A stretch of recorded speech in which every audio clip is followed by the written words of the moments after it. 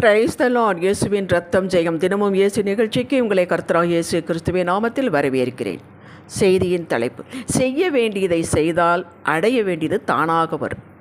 ஆதார வசனம் சங்கீதம் 34:14 வசனம். தீமையை விட்டு விலகி நன்மை செய், சமாதானத்தை தேடி தொடர்ந்து கொள். தேவ ஞானம் பெற்றவர்களே, வேதம் நமக்கு என்ன கற்பித்து தருகிறது, எதை காண்பிக்கிறது என்பதில் நமக்கு ஒரு தெளிவு வேண்டும். எல்லா புத்தகங்களைப் போல இது ஒரு புத்தகமாக கருதக்கூடாது. தேவனுடைய வாயிலிருந்து புறப்பட்ட வார்த்தைகளை தேவ மனிதர்கள் பல்வேறு காலகட்டங்களில் 1500 வருட கால இடைவெளியில் 40க்கும் மேற்பட்ட ஆசிரியர்கள் ஆண்டவருடைய ஆவியினால் நிரப்பப்பட்டு 66 புத்தகங்களாக வடிவமைத்தனர். வெவ்வேறு மொழிகள், எபிரேயம், அரமேயு மற்றும் கிரேக்க மொழிகளில் எழுதப்பட்டவைகள். இவைகளை ஒன்றாக இணைத்து பரிசுத்த வேதாகம் என்ற வடிவமைப்பில் நமக்கு கொடுத்துள்ளார்கள். நம்ம கையில் இருக்கிறது. தமிழ் வேதாகமம் 1850ஆம் ஆண்டு வெளியிடப்பட்டது. இதற்காக நாம் கர்த்தருக்கு நன்றி செலுத்த வேண்டும். இன்னும் இந்தியாவில் எத்தனையோ மொழிகளில் வேதாகமம் மொழி பெயர்க்கப்பட்டு அச்சிடப்படவில்லை. ஆனால் இந்த பணியை கிதியோன் சங்கம் கையில் எடுத்து இந்த வேலையை செய்து வருகிறார்கள். நம்முடைய ஜெபம், உதவி அவர்களுக்கு தேவை. இந்த வேத புத்தகத்தை எழுதினவர் உயிரோடு இருக்கிறார். மற்ற தத்துவ புத்தகங்கள் எழுதினவர்கள்லாம் இறந்து விட்டார்கள். அந்த வார்த்தை உண்டு, அந்த வார்த்தைக்குள்ள வல்லமை கிடையாது. ஏன் வல்லமை இல்லை? எழுதியவர் இல்லை, அதுக்குள் வல்லமை இல்லை. அது வெறும் வார்த்தைகளே. தற்காலிக வல்லமை வேணால் கொடுக்கலாம். ஆனால் உயிரோடு இருப்பவர் தாம் சொன்ன வார்த்தையை நாம் எடுத்து வாசிக்கும் பொழுது அந்த வார்த்தையின் படியே நமக்கு அவர் நடத்தி காமிக்கிறார். இந்த வேதம் தேவன் யார், என்ன செய்தார், செய்து கொண்டிருக்கிறார், என்ன செய்ய போகிறார் என்பதை காட்டுகிறது. அவரிடம் எப்படி வருவது, நிலைத்திருப்பது என்பதையும், அற்புதமான சாட்சியுள்ள வாழ்வு வாழ்ந்து அவரோடு நித்தியமாக பரத்தில் சேர்ந்திருப்பதையும் விவரிக்கிறது. இது எப்படி வாழலாம், இது எப்படி கிடைக்கும் என்பதை விவரிக்கிறது. நாம் எப்படி இந்த பூமியில் வாழ வேண்டும், எதை செய்ய வேண்டும், எவைகளை செய்யக்கூடாது என்பதையும், அவரை ஆராதிக்கும் முறைமையையும் வெளிச்சமிட்டு காட்டுகிறது. நாம் சுயமாக கஷ்டப்பட அவசியமில்லை. அவருடைய கிருபை, தயவு, ஒத்தாசை எப்போது நமக்கு உண்டு. அதற்குத்தான் வாக்குத்தத்தங்களை கொடுத்துள்ளார். இந்த வாக்குகளெல்லாம் ஏற்கனவே நம் மூதாதையருக்கு செய்யப்பட்டது, நிரூபித்து காட்டப்பட்டது. ஏதோ ஒரு காலகட்டத்தில் நிரூபித்து காட்டப்பட்டது. இது புதிதாக நமக்கு கொடுக்கப்படவில்லை. நமக்கும் அப்படியே செய்வார். எப்பொழுது செய்வார்? விசுவாசிக்கும் பொழுது. எனக்கு இது நடக்கும், அவர்களுக்கு நடந்தது என்றால் எனக்கு நடக்கும் என்று விசுவாசிக்கும் பொழுது உங்களுக்கு நடக்கும். நாம் கடைப்பிடிக்க சில வழிமுறைகளை ஒரு குழந்தை கூட புரிந்து கொள்ளும் வகையில் கொடுத்துள்ளார். அவைகள்தான் பிரமாணங்கள், கட்டளைகள், நியமங்கள், கற்பனைகள். மொத்தமும் வேதாகமத்தில் உள்ளது. நாம் இவைகளை கடைப்பிடிக்க முடியாமல் திணற அவசியமில்லை.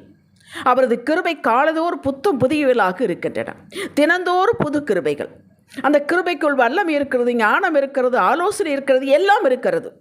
அந்த கிருபைக்கு இன்னொரு பெயர் அன்பு, தேவ அன்பு. ஆவியானவர் நமக்குள்ளே வசிக்கிறார். பெற்ற கிருபையுடன் ஆவியானவர் வழிகாட்டுதல்படி கீழ்ப்படிந்து நடக்கும்போது, ஒரு ஸ்டெப்பாக கீழ்ப்படியும் பொழுது பரலோக வாழ்வை பூலோகத்திலேயே வாழலாம். இதற்கு நாம் விளக்க வேண்டும். இந்த உலகில் நாம் எல்லாருக்கும் ஒரே பொதுவான ஒரு எதிரி உண்டு, அவன்தான் பிசாசு. மனிதர்கள் நமக்கு எதிரிகள் அல்ல. இவனுடைய ஒரே நோக்கம், செயல், நம்மை படைத்த ரட்சித்த ஆண்டவரோடு இணைந்து விடக்கூடாது, தொடர்ந்து இணைந்து விடக்கூடாது, அவருடைய உறவில் நிலைத்து விடக்கூடாது என்பதிலேயே தீவிரமாயிருப்பவன். மத்தேயு 13ஆம் அதிகாரத்தில் ஒரு உவமையும் சொல்லப்பட்டுள்ளது. அது என்னவென்றால், ஒரு விவசாயி கோதுமை விதைத்துள்ளான். கோதுமை நலந்து வருகிறது. திடீரென்று பார்த்தா அதுக்குள்ளே ஏகப்பட்ட களைகள். அப்போ அந்த ஊழியக்காரர் கேட்குறாரு, நீர் கோதுமைத்தானே விதைத்தீர், களைகள் எப்படி வந்தது என்று. நான் விதைக்கவில்லை, பிசாசு விதைத்தான் என்று. அப்போ அந்த களைகளை நாங்கள் பிடுங்கி விடலாமா என்று கேட்கும் பொழுது, வேண்டாம், களைகளை பிடுங்கும்போது கோதுமையும் பிடுங்கி விடுவீர்கள், வேண்டாம், அறுப்பு காலம் வருகிறது, அப்பொழுது முதலில் களைகளை பிடுங்க சொல்லுவேன், அது கட்டி தீயில் போடுவார்கள் என்று. அப்போ அது என்ன என்று விவரம் கேட்கும் பொழுது, உலகத்தின் முடிவு. நிலம் என்பது உலகம், கோதுமை என்பது மனுஷகும், அதாவது இயேசுவிடத்தில் வந்தவர்கள், அண்டிக் கொண்டவர், ரட்சிக்கப்பட்டவர்கள். கலைகள் என்பது பிசாசுக்கு இடம் கொடுத்தவர்கள். அவ்வளவுதான். ஆக நாம் வாழும் இந்த உலகத்தில் எல்லா தீமைகளையும் நம்மை சூழ்ந்துதான் இருக்கின்றன. இந்த கலைகள் இருப்பது போல சூழ்ந்துதான் இருக்கின்றன. இதை நாம் இனங்கண்டு நாம் தான் விலகிக் கொள்ள வேண்டும். என்னையெல்லாம் ஒன்றும் செய்ய முடியாது, நான் ஆண்டவருக்குள் ஸ்டெடியாக இருக்கிறேன் என்று அவைகளோடு, அப்படி தீமையுள்ள பண்போடு இருக்கிறவளோடு மனிதரோடு உறவில் இருப்பீர்கள் என்றால் நிச்சயம் விளைவைத்து விடுவார். தீமையை பற்றி பேசவோ விமர்சிக்கவோ தீமையை கொண்டு வாழ்பவர்களை மட்டமாக பேசவோ நமக்கு அனுமதி இல்லை. விலகு என்றால் விலகிக் கொள்ள வேண்டும். நீங்கள் ஆண்டவரோடு நல்ல ஐக்கியத்திலும் அன்பிலும் கீழ்ப்படிதலும் சீராக இருப்பீர்கள் என்றால் நீங்கள் அறியாமல் போனாலும் ஆவியானவர் உங்களை தீமையில் நின்று விலக்கி காத்துக்கொள்வார், அல்லது தீமையை உங்கள் நடுவில் இருந்து விலக்கி விடுவார். தாவீது இது உணர்ந்துதான் இப்படி சொல்லுகிறான். சங்கீதம் 32:7 சொல்லுகிறான், நீர் எனக்கு மறைவிடமாயிருக்கிறேன், என்னை இக்கட்டுகளுக்கு விலக்கி காத்து இரட்சணிய பாடல்களை சூழ்ந்து கொள்ளும்படி செய்வீர் என்கிறார். கர்த்தர் அதற்கு பதில் கொடுக்கிறார், நான் உனக்கு போதித்து நீ நடக்க வேண்டிய வழியை உனக்கு காட்டுவேன், உன்மேல் என் கண்ணை வைத்து உனக்கு ஆலோசனை சொல்லுவேன் என்கிறார்.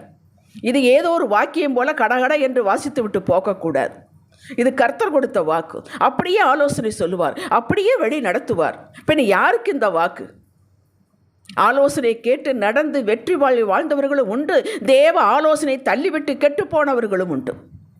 இப்படி கர்த்தரின் கிருபையே சார்ந்து வாழ்கிறவர்களை கர்த்தர் உங்களை ஸ்திரப்படுத்தி தீமை நின்று விலக்கி காத்துக்கொள்வார். 2 தெசலோனிக்கர் 3:3.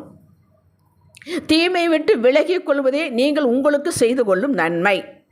இதைவிட பெரிய நன்மை வேறு எதுவும் இல்லை. நீங்கள் மற்றவர்களுக்கு சத்தியத்தின் பாதையை காட்டுவதிலும் கர்த்தரிடம் எப்படி கீழ்ப்படிந்து வருவது, கிட்டி வருவது என்பதை அக்கறையோடு காட்டுவது, சொல்வது நன்மை செய்வதாகும். இதுவும் உங்களுக்கு நீங்களே செய்து கொள்ளும் நன்மைதான். உங்களுக்கே நீங்கள் செய்து கொள்ளும் நன்மை தீமையை விட்டு விலக வேண்டும். மற்றவர்களுக்கு தீமையை காட்டி இப்படி போகக்கூடாதோ, நன்மை இயேசுதான் நன்மை, அவருடைய வார்த்தை தான் நன்மை என்று காட்டும் பொழுது அது உலகத்திற்கு நீங்கள் செய்யும் நன்மை. அது ஆண்டவருடைய பாரத்தை நீங்கள் சுமக்கிறீர்கள். அதற்குண்டானது விடவே மாட்டார், ஆசீர்வதிப்பார்.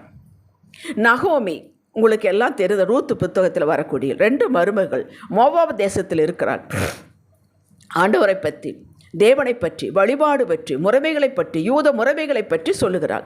2 மருமகளும் கேட்டுக்கொண்டிருக்கிறார். 2 பேருக்கும் தான் சொல்லுகிறார். ரூத் அதை பற்றி கொண்டாள், தனக்குத்தானே நன்மை செய்து கொண்டாள், பிடிவாதமாக பிடித்து கொண்டாள். இதுதான் தொடர்ந்து இருப்பது. விட்டு விலகாமல் நான் வந்தே தீர்வேன் என்று அவளோடு வந்தாள். இதுதான் சமாதானத்தை தேடுதல். கிடைத்ததா? எப்படி கிடைத்தது? நடுவில், யூத கோத்திரத்தின் நடுவில் விலை கிடைத்தது. அவளுடைய வம்சத்தில் தான் இயேசு பிறந்தார். இதுதாங்க நமக்கு நாமே செய்து கொள்ளும் நன்மை. கர்த்தரை பற்றி அறிவது, அவருடைய வார்த்தையை பற்றி அறிவது. எப்படி தேவ உரிமை. நீங்கள் எப்போ ஜெபிச்சீங்க?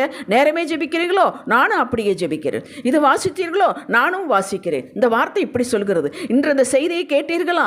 இப்படி ஆண்டவரை பற்றிய செய்தியை பற்றி, அவருடைய பற்றியே நீங்கள் பேசி பேசி பேசி இருக்கும் பொழுது நீங்கள் தொடர்ந்து இருக்கிறீர்கள். உங்களுக்கு சமாதானம் தேடி வரும். சமாதானம் என்பது ஆவிக்குரிய ஆசீர்வாதங்களும் உலக பிரகாரமான செழிப்பும் சேர்ந்து மொத்த ஆசீர்வாதங்களுக்குத்தான் சமாதானம் என்று பெயர்.